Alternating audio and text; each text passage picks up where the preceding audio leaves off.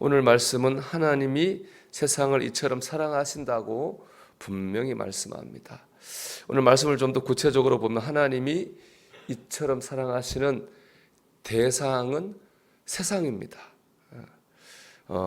그럼 하나님이 사랑하시는 이 세상은 어떤 곳입니까?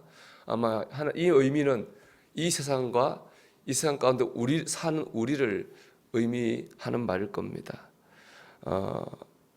여러분, 이 세상과 이 세상을 사는 우리가 과연 하나님의 사랑을 받을 만한 자격이 있을까요? 우리는 다 이기적이고 욕심 많은 죄인입니다. 거기다 세상은 이끄는 이런 죄 때문에 서로 속고 속이고 죽고 죽입니다. 전쟁의 소문이 끊어질 날이 하루도 없습니다.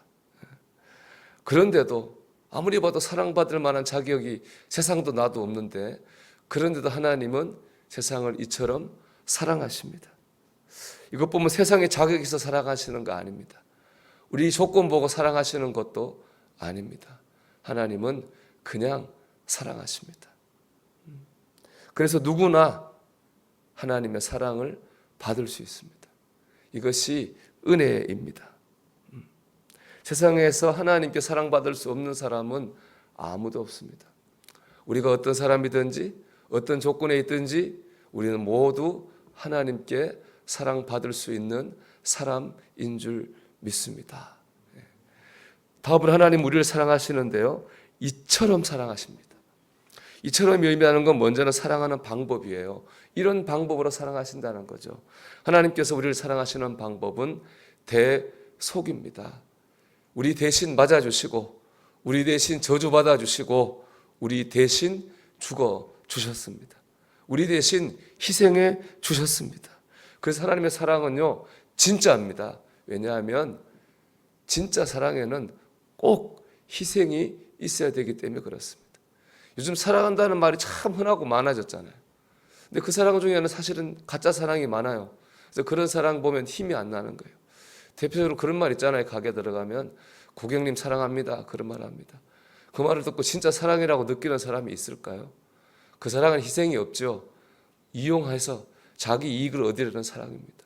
그래서 그런 사랑에는 감동도 위로도 구원도 없는 겁니다. 그러나 하나님의 사랑 안에는 평안이 있습니다. 감동이 있습니다. 위로와 치유가 있습니다. 왜 그렇습니까? 그 사랑 안에는 우리를 향한 한없는 희생이 있기 때문에 그렇습니다. 하나님께서 이처럼 이런 방법으로 우리를 사랑하십니다. 두 번째, 이처럼이라고 하는 뜻은 이만큼이라는 뜻입니다. 하나님 우리를 사랑하시는 분량을 말하는 거죠.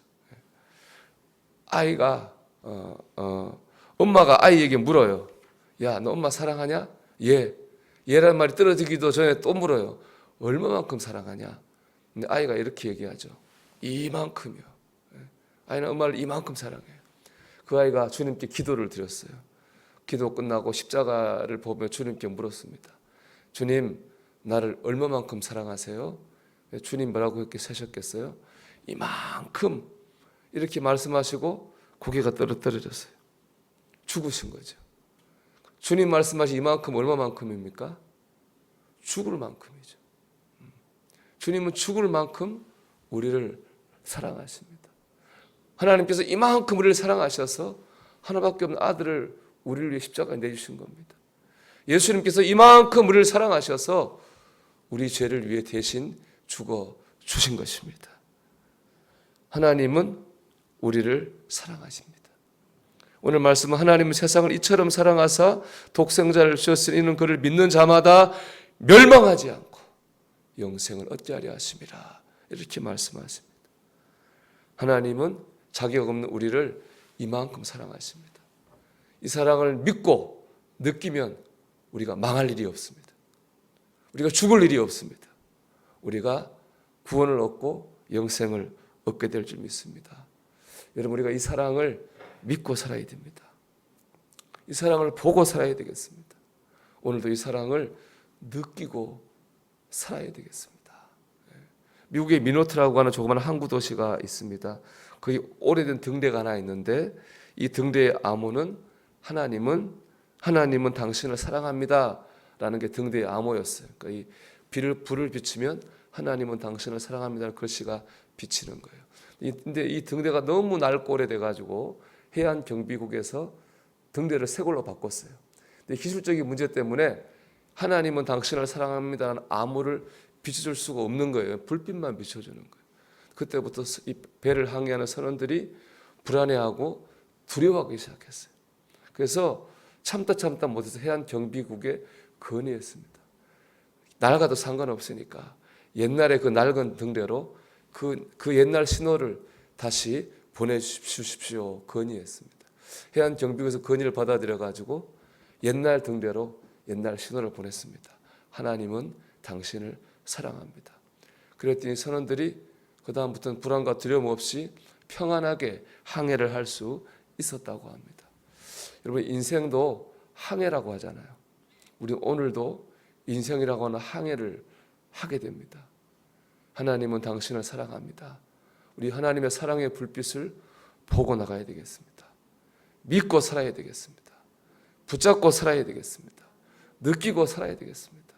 그럴 때 우리는 우리 인생에 어떤 풍랑을 만나도 평안을 얻고 담대하게 될 줄 믿습니다. 이길 줄 믿습니다. 그리고 결국에는 천국이라는 항구에 도달하게 될 것입니다. 여러분 오늘도 하나님의 사랑을 등대 삼아 살아가는 저와 여러분이 되기를 주의 이름으로 축원합니다.